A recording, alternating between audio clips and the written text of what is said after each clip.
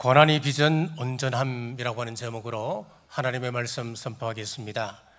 야고보서는 루트에게 지푸라기 서신이라 불릴 만큼 아주 천대받던 서신이었습니다. 그러나 지푸라기가 있어야 벽돌이 단단해지듯이 야고보서가 있어야 우리의 믿음이 단단해질 수 있습니다. 행함이 없는 믿음은 곧 죽은 믿음이기 때문에 그렇습니다. 저자 야고보는 예수님의 육신의 동생이었습니다만은 처음엔 믿지 않았습니다. 예수님이 미친 사람인 줄 알았습니다. 하지만 부활하신 예수님을 만나고 완전히 변화되었습니다. 그는 자신을 하나님과 주 예수 그리스도의 종이라고 부를 만큼 겸손한 사람이 되었습니다. 그런 야고보가 흩어져 있는 성도들에게 보낸 서신이 바로 야고보서입니다. 오늘 우리의 삶은 문제의 연속입니다. 잠시도 편할 날이 없습니다. 한 문제를 해결하면 또 다른 문제가 우리 앞길을 가로막습니다. 지역 경제가 어려워지고 앞이 보이지 않는 동굴 속에 갇힌 것 같은 그런 처지도 생활도 할 수 있습니다. 이럴 때 부부가 서로 의지하고 사랑하면 얼마나 좋겠습니까마는 부부가 남보다 못하다는 생각을 할 때도 있지요. 반갑고 힘이 되어야 할 성도나 동료가 오히려 부담스러운 존재가 될 수도 있습니다. 여러분, 지금 여러분은 어떤 시험을 겪고 계십니까? 오늘 본문 2절을 보시면은 내 형제들아 라고 시작하고 있습니다. 여기 형제들은 예수님 때문에 핍박받아 흩어진 사람들인데 그들에게 권면하고 있는 서신입니다. 첫째, 시험을 기쁘게 여기라 했습니다. 2절 말씀 같이 읽겠습니다. 내 형제들아, 너희가 여러 가지 시험을 당하거든 온전히 기쁘게 여기라. 아멘. 자, 성경은 예수님을 믿으면 시험이 없다, 그렇게 말씀하지 않으십니다. 성령 충만해도 시험이 찾아옵니다. 믿음이 좋아도 찾아옵니다. 믿음 생활 60년, 100년 하셔도 시험은 여지없이 찾아옵니다. 그러나 주님은 분명히 약속하셨습니다. 요한복음 16장 33절 같이 읽겠습니다. 이것을 너희에게 이름은 너희로 내 안에서 평안을 누리게 하려 함이라. 세상에서는 너희가 환난을 당하나 담대하라. 내가 세상을 이겼노라. 아멘. 주님이 주시는 평안은 환난이 빼앗을 수 없는 평안이라고 말씀하고 있습니다. 환난을 제거해 주시겠다고 하는 약속이 아니라 환난 속에서 승리를 주시겠다고 하는 약속의 말씀입니다. 사도행전 14장 22절에서도 제자들의 마음을 굳게 하여 이 믿음에 머물러 있으나 권하고 또 우리가 하나님 나라에 들어가려면 많은 환난을 겪어야 할 것이라. 환난은 구원의 조건은 아니지만 환난에서는 분명한 이유와 아주 중요한 의미가 있습니다. 우리를 교육하고 훈련하여서 예수님을 닮아가도록 하기 위함입니다. 또한 우리의 약함을 드러내고 우리 믿음의 실력을 드러내고자 함에 있습니다. 아브라함의 생애를 보면 그 시험이 갈수록 어려워지는 것을 보게 됩니다. 시험의 절정은 창세기 22장에 나오는 이삭을 번제로 드리라고 하는 시험이었습니다. 창세기 22장 1절입니다. 그 일 후에 하나님이 아브라함을 시험하시려고 그를 부르시되, 여기 그 일 후에라고 하는 이 말씀은 지금까지 작은 시험을 통과한 이후에 지금 절정의 시험을 주신다, 그런 의미입니다. 초등학교 1학년 시험에 리미트 같은 어려운 시험 문제를 내겠습니까? 초등학교 아이들에게는 더하기, 빼기, 곱하기, 구구단을 외우게 하고 분수를 배우고 그러다 중학교에 들어가면 루트를 배우게 되는 겁니다. 하나님도 이와 같습니다. 우리 믿음의 수준에 따라서 시험의 단계를 높여가시는 것입니다. 사랑하는 여러분, 하나님이 못하실 것이 뭐가 있습니까? 요셉이 억울한 누명을 쓰지 않게끔 하실 수 있으시고 또 요셉이 감옥에 들어가지 않도록 하실 수 있는 분이 우리 하나님이십니다. 다니엘이 사자굴 속에 들어가지 않게 하실 수 있는 분이 우리 하나님이십니다. 사드락과 메삭과 아벳느고가 풀무불 속에 던져지지 않게 하실 수 있는 분이 우리 하나님이십니다. 하지만 하나님은 한결같이 그들을 시험 가운데 그냥 두셨습니다. 그 결과 그들은 성경에 길이 남는 믿음의 사람들이 되었고 하나님의 이름을 증거하는 사람이 되었습니다. 이것이 우리가 시험을 기쁘게 여겨야 할 이유입니다. 계속 2절을 보시면은 내 형제들아 너희가 여러 가지 시험을 당하거든. 자, 여기 보시면은 시험을 당한다 이렇게 되어 있지요. 여기서 당한다라고 하는 것은 능동태가 아니고 수동태로 되어 있습니다. 이 말은 무슨 이야기냐 하면은 우리가 시험을 원하지 않아도 시험은 찾아온다 그런 말이잖아요. 그리고 말씀대로 이 시험이라고 하는 것은 여러 가지입니다. 파산, 사고, 질병, 죽음, 시기, 질투, 다툼, 미움, 유혹, 빈곤이 찾아오는 것입니다. 요한복음 11장에 보면 나사로의 부활 사건을 기록하고 있는데 나사로가 병들어 죽게 되었을 때 마을 사람들이 예수님께 찾아가서 했던 이야기를 기억하신가요? 어떻게 이야기합니까? 마을 사람들이 예수님께 찾아가서 주께서 사랑하시는 자가 병들어 죽게 되었나이다 그렇게 이야기하잖아요. 여러분, 이 말의 의미를 잘 보셔야 됩니다. 그렇습니다. 주님께서 사랑하시는 자도 병이 듭니다. 주님께서 사랑하시는 자도 사고가 납니다. 주님께서 사랑하시는 자도 질병에 걸리고 실패하고 또 유산할 수도 있습니다. 주님께서 사랑하시는 자도 자녀를 일찍 잃을 수도 있습니다.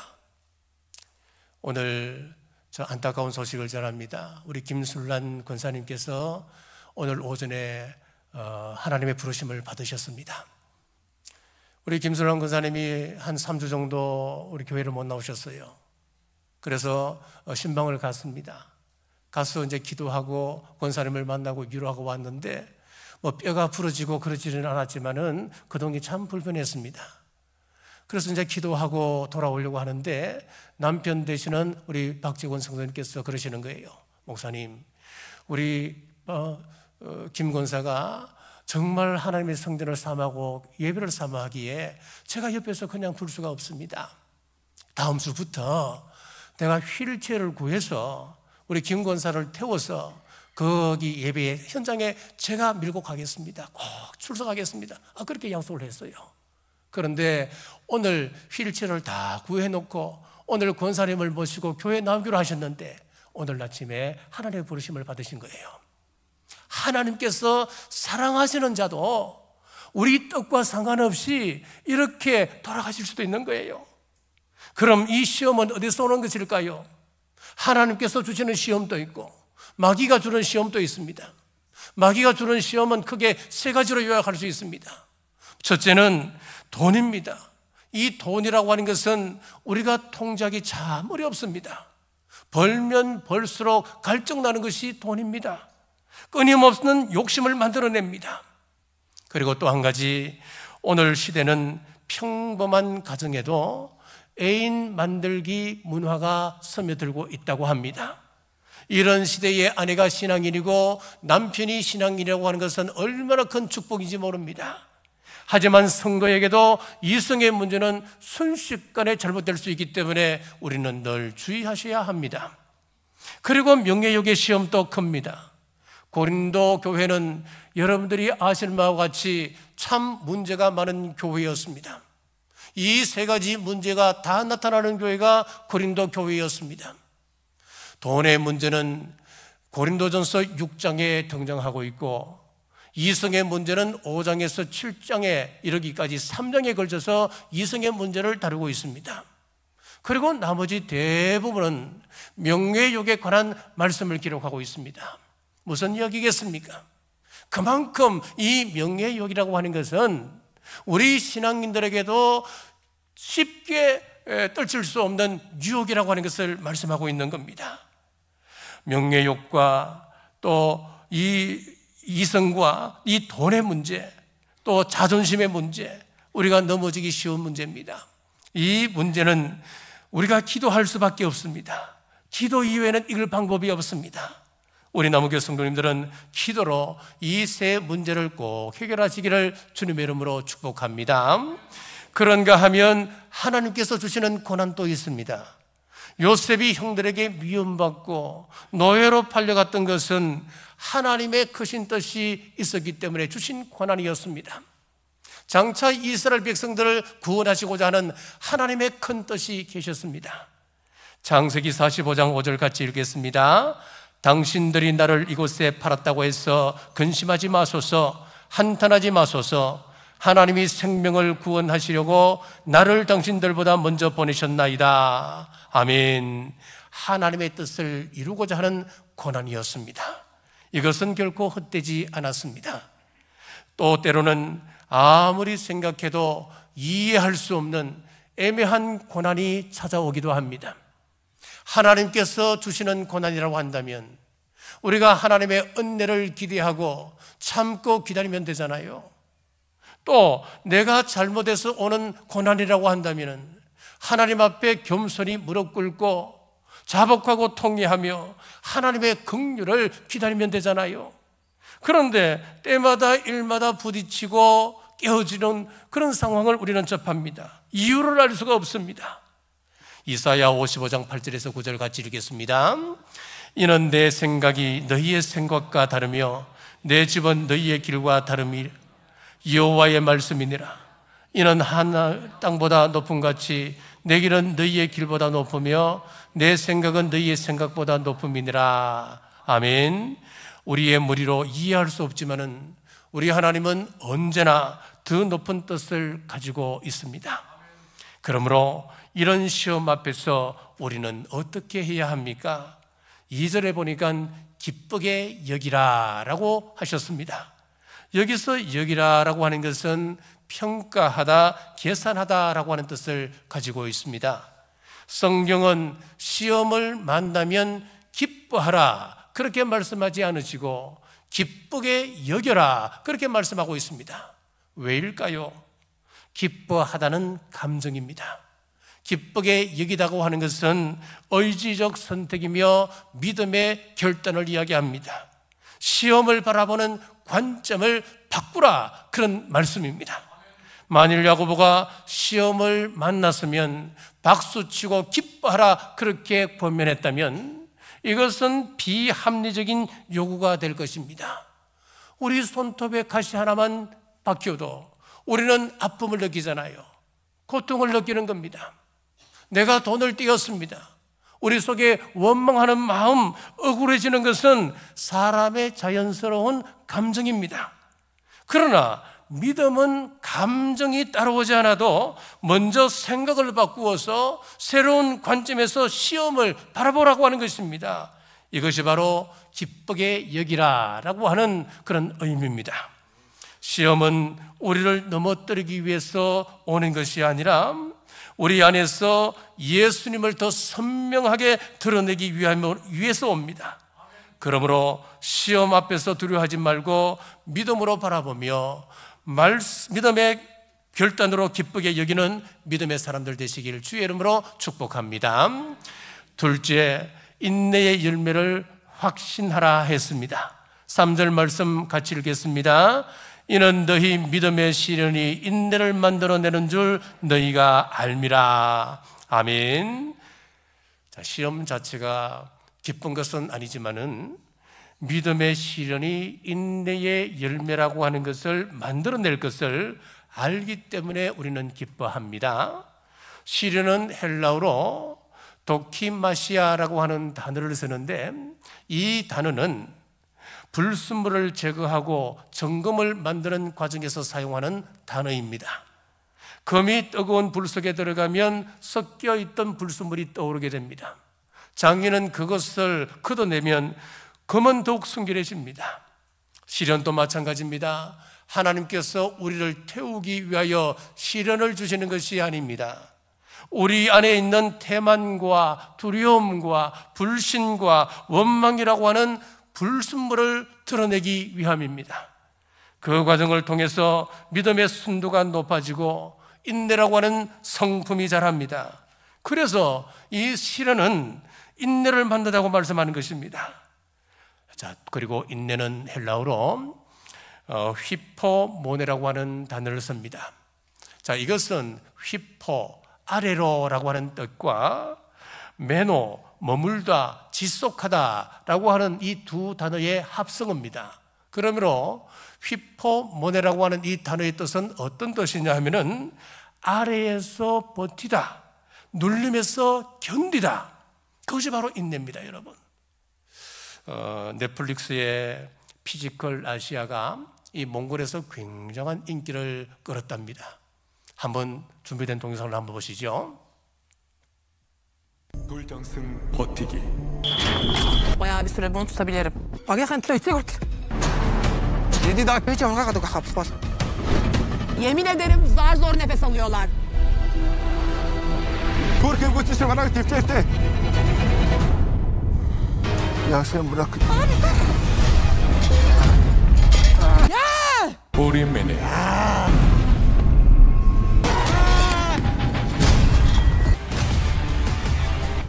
예, 결국 버티는 사람이 승리합니다. 버티는 과정에서 강해지는 것입니다. 버티는 시간에 근육을 키우게 되는 것입니다.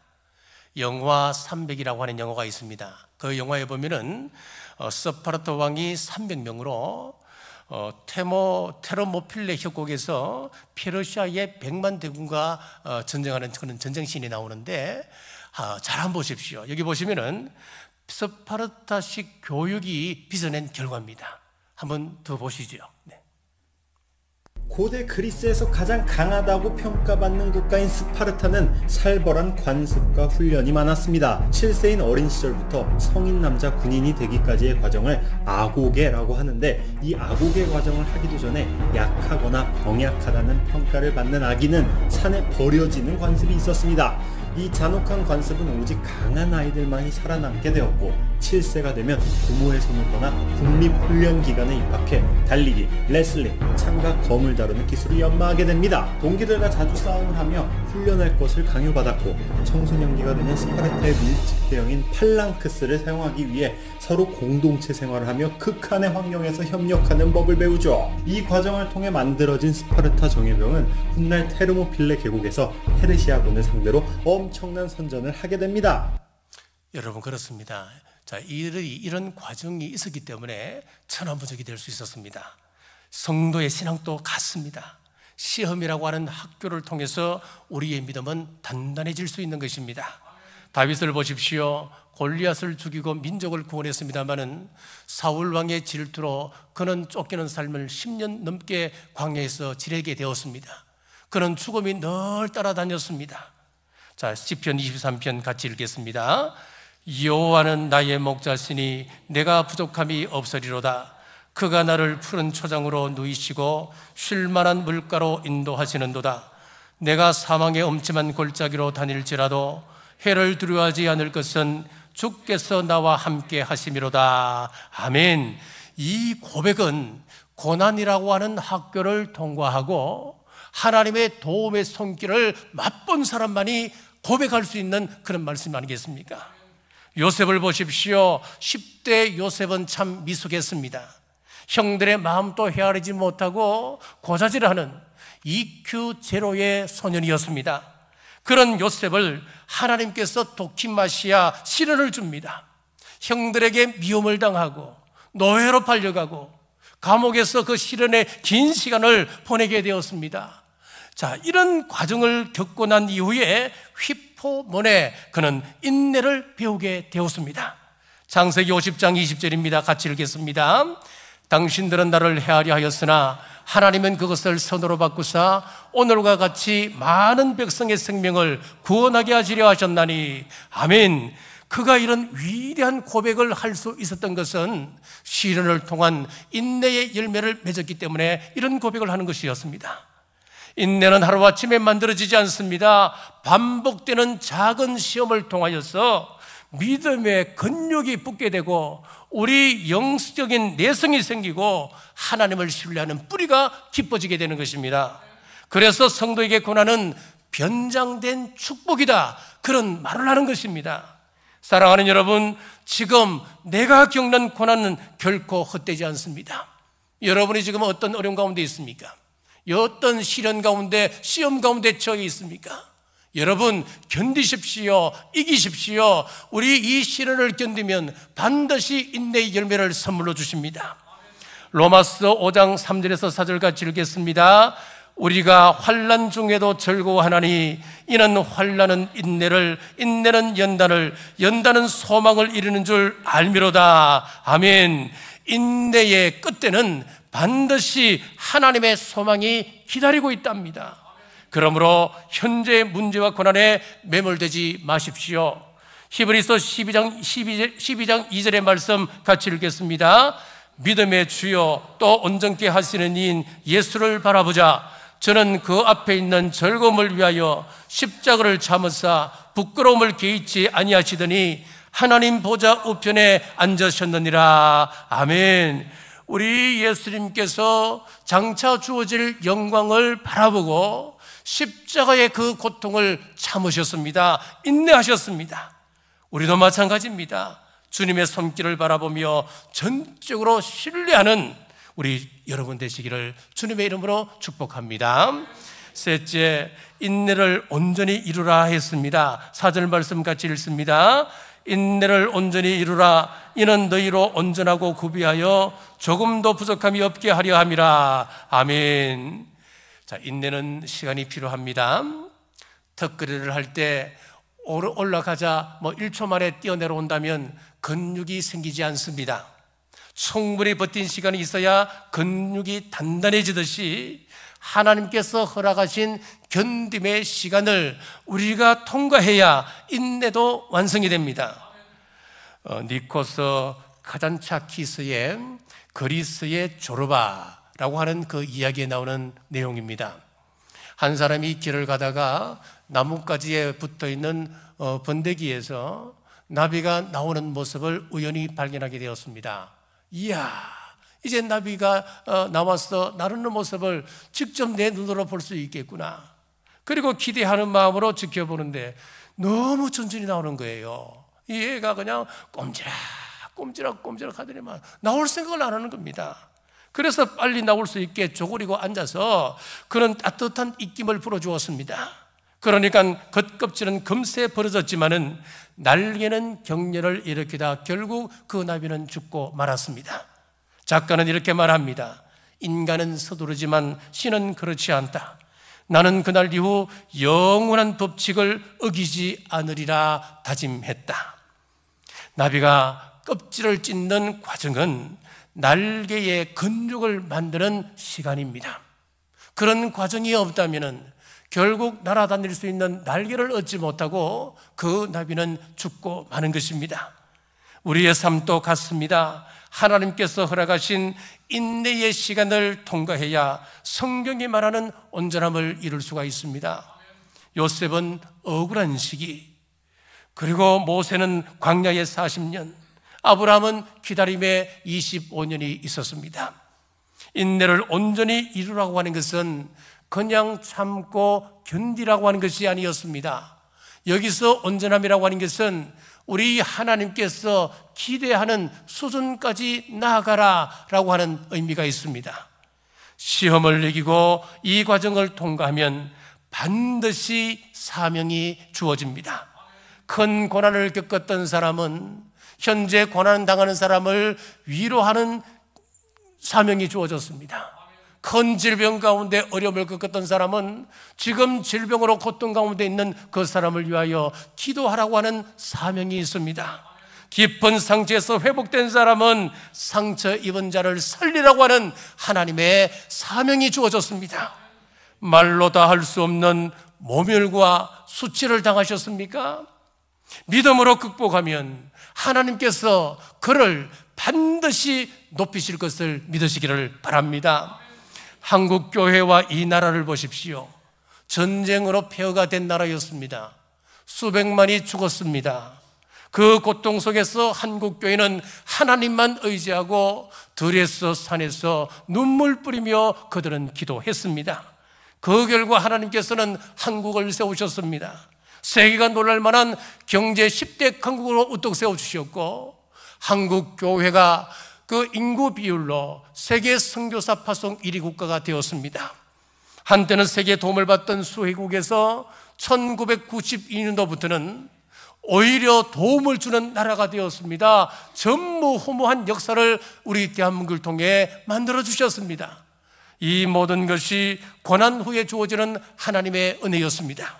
그러므로 우리는 시험을 새롭게 바라보는 눈이 필요합니다. 시험은 벌이 아니라 우리 안에 인내를 온전히 이루게 하시는 하나님의 시간입니다. 신앙은 하나님 주권만 강조해도 안 되고, 그렇다고 우리 인간의 책임만 강조해서도 안 됩니다.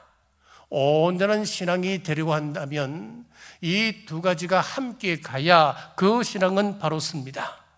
빌립보서 2장 12절에 보십시오. 두렵고 떨림으로 너희 구원을 이루라. 우리가 구원받는 것은 하나님의 은혜로 받습니다. 이것은 선물로 우리에게 주어지는 것입니다.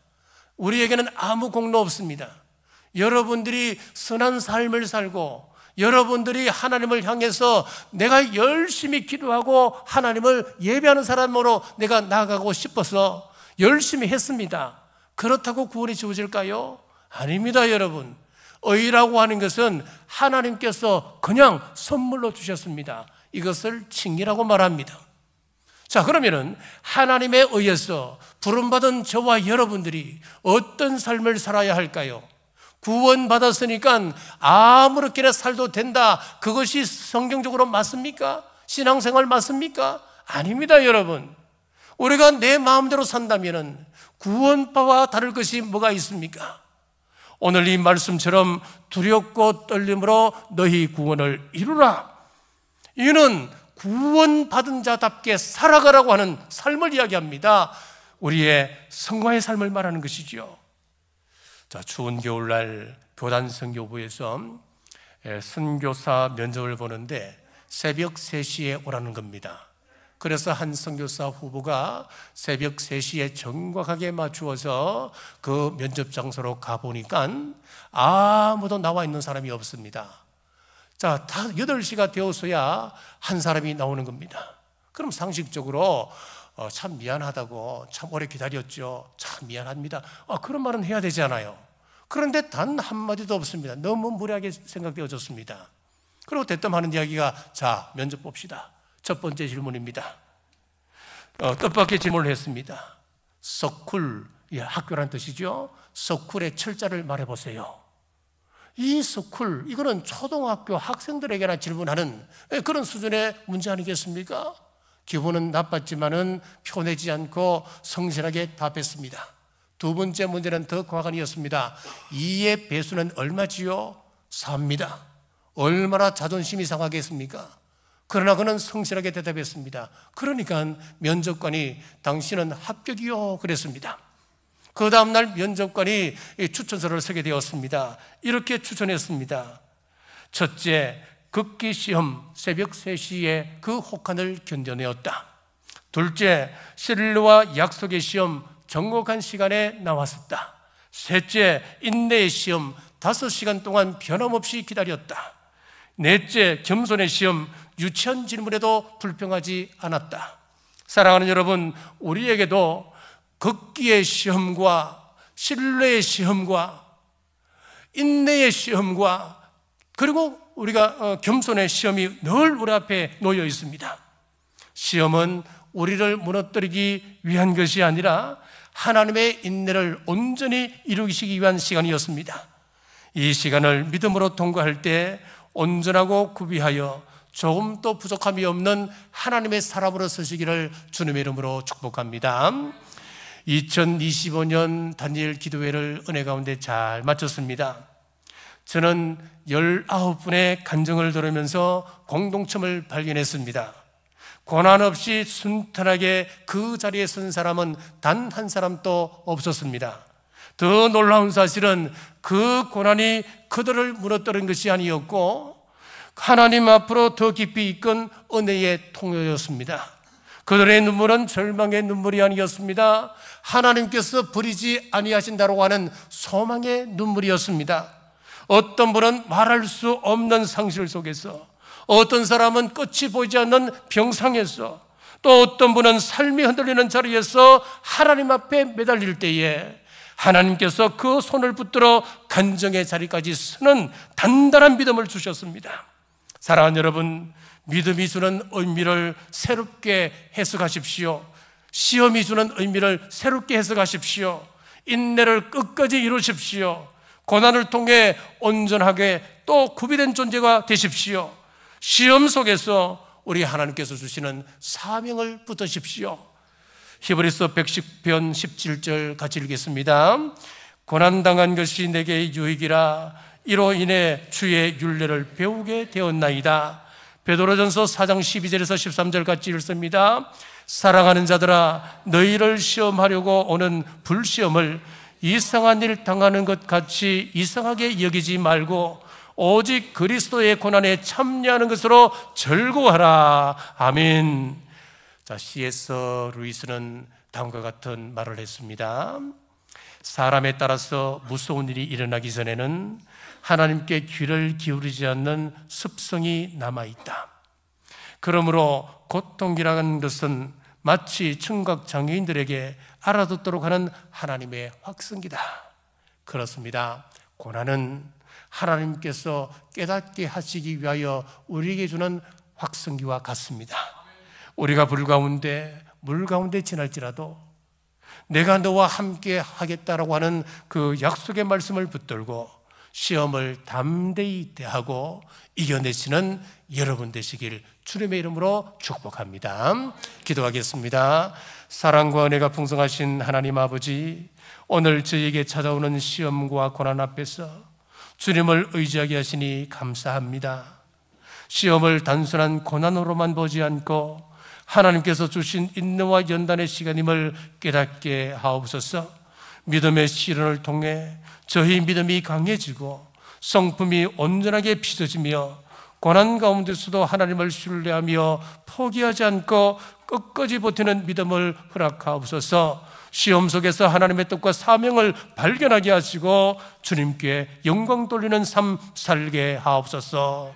다시 오실 예수님 이름으로 간절히 기도드리옵나이다. 아멘.